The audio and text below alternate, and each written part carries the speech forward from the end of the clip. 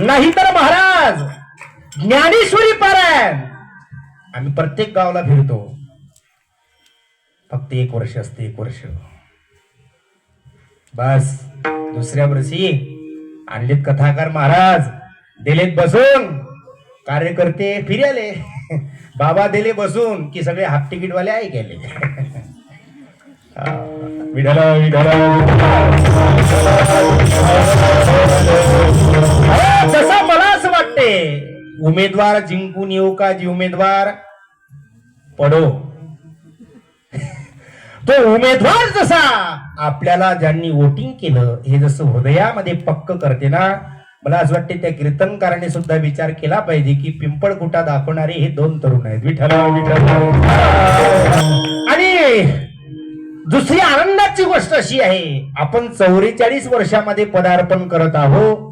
या मंडपाचं स्वरूप पाहत असताना असं दिसायला येते की या गावातील अजून 100 वर्षाचा परमार्थ जिवंत आहे. ते केवळ या तरुणांच्या चेहऱ्याकडे पाहून. आबाजी तुम्ही काळजी नका करू. काय तुमचं नाव? जगन्नाथ भाऊ. या लोकांना त्यांच्या जे वयीची मंडळी असतील त्यांनाही निश्चितपणे आनंद वाटत असेल की आपण गेल्यानंतरही सुद्धा आपल्या गावातला परमार्थ जिवंत आहे. विठ्ठला विठ्ठला विठ्ठला. आणि तसं तर महाराज ही पंचक्रोशी एवढी भाग्यवान आहे, एवढी भाग्यवान आहे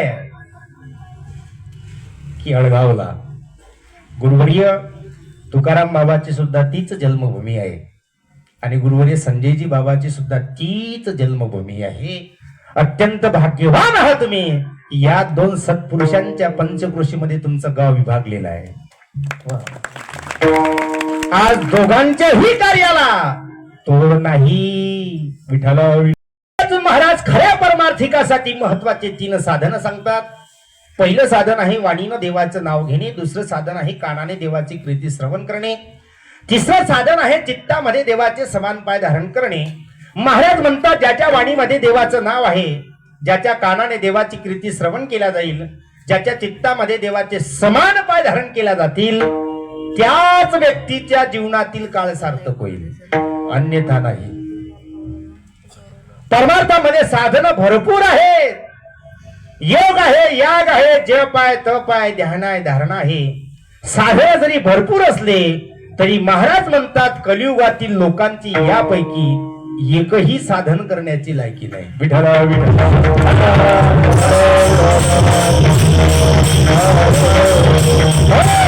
साधी योगाची जर साधना करतो म्हटलं तर योग साधना कठीण आहे. भगवान गीतेमध्ये सांगतात क्लेशोधिक तरस्तेषां मौव्यक्ता सक्त चेतसां अव्यक्ता ही गतिर दुःखम देवद्भीर वाप्यते.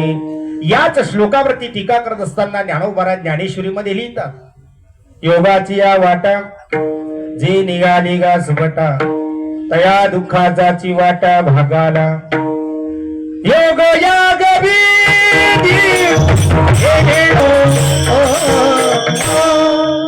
योग याग विधी येणे नोहे सिद्धी वायाची उपाधी दंभ धर्म. कठीण आहे योगाची साधना. आणखी महाराज एका वासुदेवाच्या निमित्ताने योगाचं कठीणतेचं वर्णन करतात. शरीर शोषण प्राण निरोधन मन जय हट योग गुड पीडनी पुण्यलिनी कलिमल दल भंग ऊर्ध्वाईचा श्वेत तरुणी करिवो वनभंग ब्रह्मानंदी मिसळे परी मुमुक्षु दंग. ओम नमो भगवती राम कृष्ण वासुदेवा.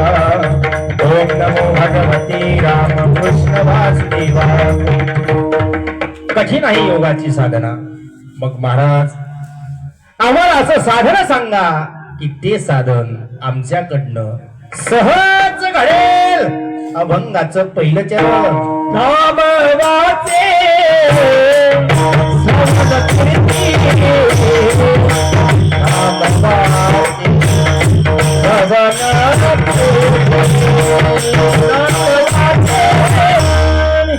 बघा अभंगाच्या प्रथम चरणातून श्री संत निरोबाराय 3 साधनं सांगतात. प्रथमतः आपण एका साधनाचा विचार करू. पहा, पहिलं साधन आहे वाणीनं देवाचं नाव घ्यायला सांगितलं. आता मुखाने देवाचं नाव घ्यायला सांगितलं, गोष्ट बरोबर आहे. पण एक लक्षात घ्या, देवाचं नाव मुखामध्ये येणं एवढं सोपी नाही. देवाचं नाव मुखामध्ये येण्याकरता माणसाकडे 2 गोष्टी पाहिजे. पहिली गोष्ट पुण्य पाहिजे आणि दुसरी गोष्ट सवय पाहिजे. पुण्य असल्याशिवाय देवाचं नाव मुखामध्ये येणार नाही. आणि महाराज म्हणतात, हे जे साधन आहे हे फक्त याच जन्मात घडते. याच देही घडे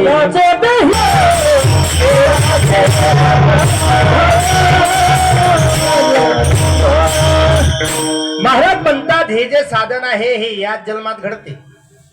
याच जन्मामध्ये तुम्ही ज्ञानेश्वरी पारायण करू शकता. याच जन्मामध्ये तुम्ही सप्ताहामध्ये अन्नदान करू शकता. याच जन्मामध्ये तुम्ही गड्यामध्ये टाळ घेऊन हरिपाठामध्ये पावल्या करू शकता. याच जन्मात बैल म्हणून जर जन्माला आला पिंपळ खुट्यात, तर त्यानं कितीही खुट्याचा दोर तोडून जरी मंडपात आला तरी त्याने लोक मंडपात येऊ देतील नाही. काऊन काऊन काऊन रे? तो कोण आहे? विठाला विठाला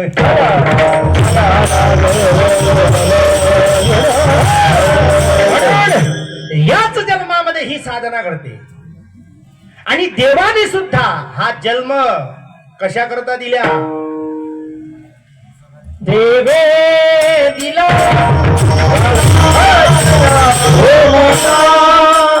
कशा करता दिला? हा सुंदर असा नरदेह आपल्याला देवानी कशा करता दिला?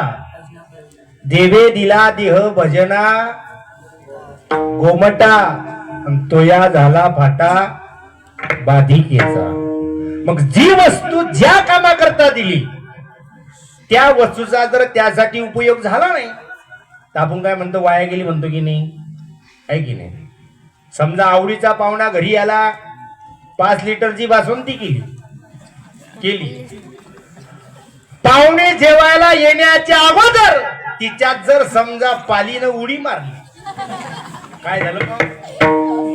बासुंदी कामात आली का वाया गेली? हुशार लेकर आहेत तुमच्या गावातले.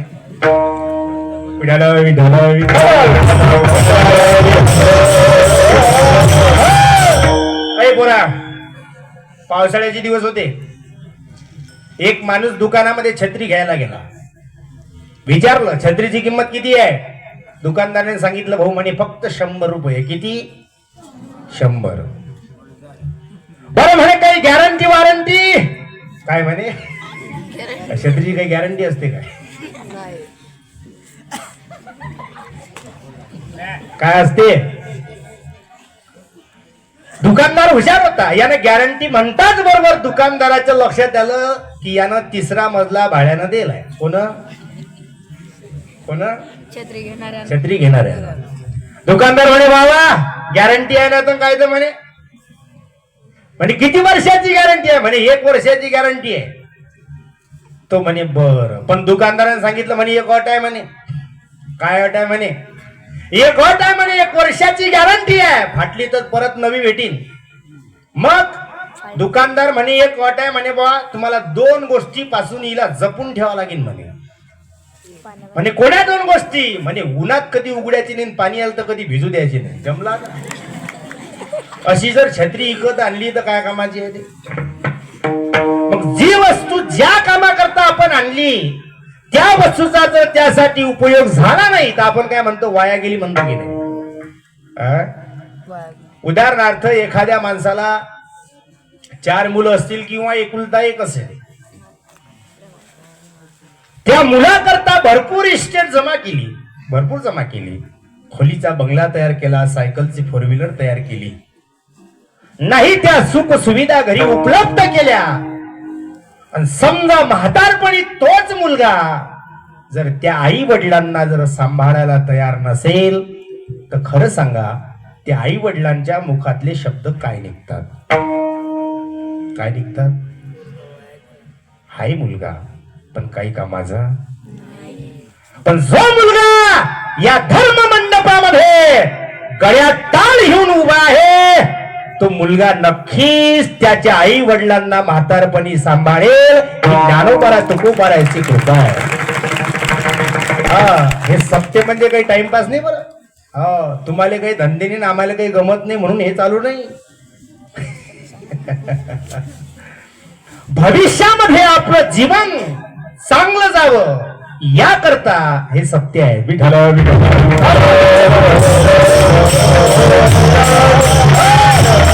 मी नारदाच्या गादीवरून बोलतो.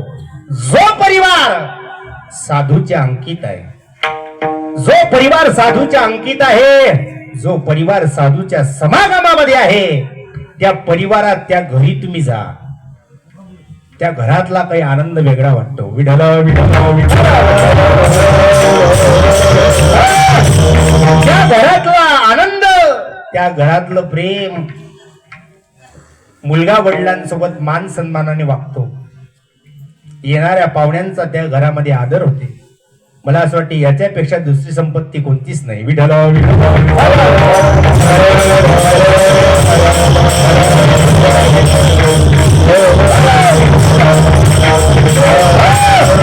खरं सांगू का,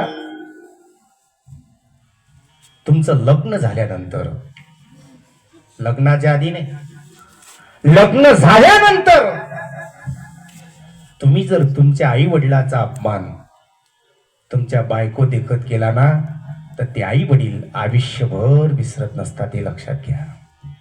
आणि आपला मुलगा, आपल्या मुलाने आपला अपमान करू नये, सन्मानित जीवन जगावं, यासाठी तुम्हाला घ्यावा लागेल तो वारकरी संप्रदायाचा आश्रय.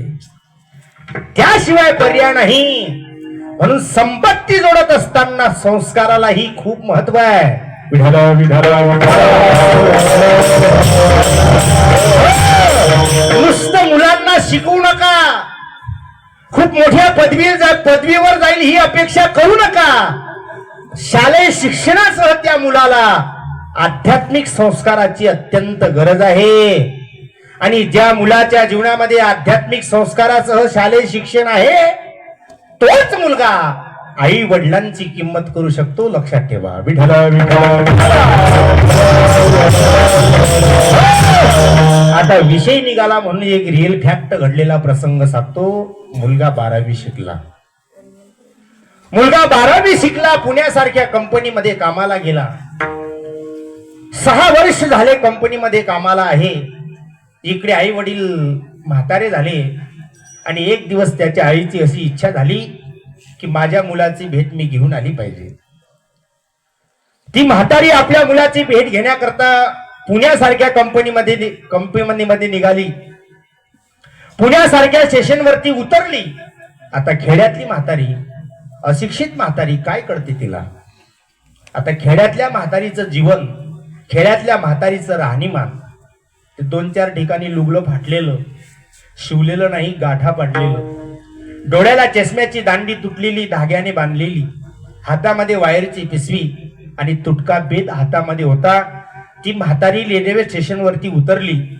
स्टेशनवरती उतरली असताना स्टेशनच्या बाहेर गेली आणि एका ऑटो रिक्षावाल्याला त्या कंपनीचा पत्ता सांगितला. त्या ऑटो रिक्षावाल्याने त्या म्हातारीला कंपनीच्या गेट पर्यंत पोहोचलो. कंपनीच्या गेट वरती म्हातारी उतरली, ऑटोच्या खाली उतरली आणि गेट वरती असलेला त्याला काय म्हणतात, त्या वॉचमनला विचारलं, या कंपनीमध्ये माझा नारायण नावाचा मुलगा कामाला असतो. तो वॉचमन म्हणला, नारायण कोणाला म्हणतेस तू? नारायण सेठ म्हण, ते आमचे सेठ आहेत. म्हातारीला किती आनंद झाला असेल. म्हातारी मनातल्या मनात विचार करू लागली, किती माझ्या नारायणवरती देवाचे उपकार झाले की माझा साधा नारायण आज एवढ्या मोठ्या कंपनीचा सेठ झाला. काही लोकांचं भाग्य खूप बलवान असते. म्हातारीनं सहजरित्या विचारलं, कधी येणार आता माझा नारायण ड्युटीवरती? त्या वॉचमनने सांगितलं, 11 वाजता साहेब बरोबर येतील. ते साहेबांचं ऑफिस आहे, तू तिथं जा आणि साईडला उभी राहा. ते नारायण सेठची आई त्या ऑफिसच्या एका साईडला उभी राहिली आणि नारायण सेठची गाडी गेट मधून प्रवेश केला. नारायण सेठची गाडी गेटच्या समोर आली. आणि तिथून नारायण शेठची गाडी जशी सरळ ऑफिसच्या समोर आली आणि नारायण शेठ गाडीच्या खाली उतरत असताना नारायण शेठच्या गाडीचा दरवाजा उघडण्याकरता 2 जण धावत आले. म्हातारीला ते पाहून अतिशय आनंद वाटला आणि नारायण शेठ गाडीच्या खाली उतरून टाक टाक टाक बुटाचा आवाज येत होता आणि सरळ नारायण शेठ आपल्या खुर्चीवर जाऊन बसले. नारायण शेठच्या हाताखाली काम करणारी जे सुपरवायझर मंडळी होती ते प्रत्येक जण आपापल्या कामाची फाईल त्या नारायण शेठला दाखवत होते. नारायण शेठ ते फाईल पाहत असताना yes no yes no yes no म्हणत म्हणत सर्व फाईला तपासत होते. एका सुपरवायझरचं लक्ष गेलं, तो जरा माळकरी असला पाहिजे. तो सुपरवायझर बोलू लागला, हो सेठ, ही म्हातारी कोण आहे? 1 तास झाले आपल्या ऑफिसच्या बाजूला उभी आहे. कोण आहे ती म्हातारी? जरा खेड्यातली दिसते, जरा अशिक्षित दिसते, जरा पागल दिसते. कोण आहे ती म्हातारी? असं म्हटल्याच्या नंतर तो नार्या आपल्या आईचा परिचय देत असताना बोलू लागला, ती आमच्या घरची भांडे घासणारी नाही. आलीशील तिला माझी आठवण म्हणून ती मला भेटण्याकरता आली. खरं सांगा सज्जनांनो, त्या म्हातारीने ते शब्द ऐकल्याच्या नंतर तिला किती दुःख झालं असेल. ती म्हातारी मनातल्या मनात विचार करू लागली, अरे नारायण, तू मला इतकाही बेमान होऊ नको की तुला मला आई म्हणून एक माझा परिचय देण्याकरता तुला लाज वाटते. तू एवढाही बेमान होऊ नको. अरे तुला काय वाटते, मी तुझ्या घरी राहील, मी तुझ्या पत्नीला तपलीक देईल? नाही नाही नाही नाही, बस फक्त मला तुला एकदा पाहण्याचं होतं. एकदा मला सांगा सज्जनांनो, त्या नारायणच्या जीवनामध्ये शालेय शिक्षणासह जर आध्यात्मिक संस्कार असते तर त्या नारायण शेठने आपल्या आईचा परिचय एक भांडे घासणारी म्हणून दिला नसता. म्हणून तुम्ही सांगा, हे संस्कार किती महत्वाचे आहेत, किती महत्वाचे आहेत. म्हणून संपत्तीपेक्षाही संतती महत्वाची आहे, हे विसरू नका. विठ्ठल विठ्ठल.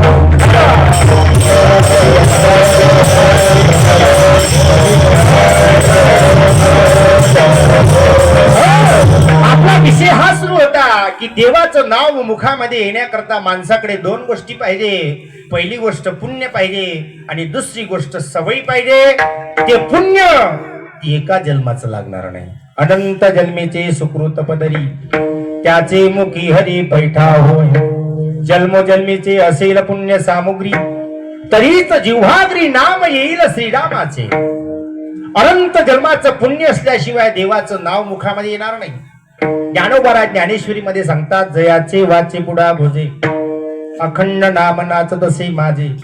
जे जन्म सहस्र ओळखीजे एक वेळ मुखाशी यावया. विठ्ठल विठ्ठल.